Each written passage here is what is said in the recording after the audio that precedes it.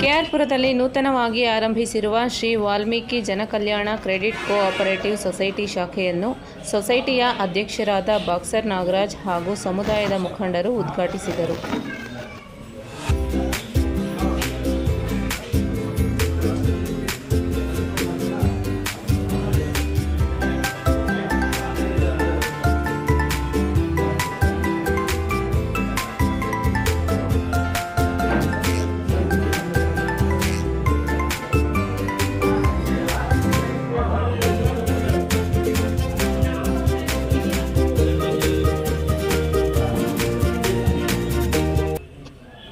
ನಂತರ ಮಾತನಾಡಿದ ಬಾಕ್ಸರ್ ನಾಗರಾಜ್, ಸೊಸೈಟಿಯಲ್ಲಿ ನೂತನ ಸದಸ್ಯರ ಸಂಖ್ಯೆ ಹೆಚ್ಚಾದರೆ ಬ್ಯಾಂಕ್ ಅಧಿಕ ಲಾಭ ಗಳಿಸಲು ಸುಲಭವಾಗುತ್ತದೆ.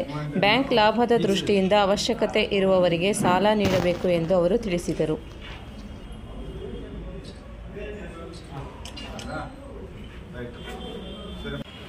ಈ ಸಂದರ್ಭದಲ್ಲಿ ಹಿರಿಯ ಮುಖಂಡರಾದ ಎಲ್ ಮುನಿಸ್ವಾಮಿ, ಸಂಘದ ಉಪಾಧ್ಯಕ್ಷ ಅರ್ಜುನ್ ನಾಗೇಂದ್ರ, ನಿರ್ದೇಶಕರಾದ T Shivakumar, M Venkatesh, Anjinappa, M Manjunath, E Rajappa, K Ramappa, M Narayanappa, KC Nagaraj, KN Muniraju, M Krishnappa, Soumya, Nagamma ಹಾಗೂ ಸ್ಥಳೀಯರು ಹಾಜರಿದ್ದರು.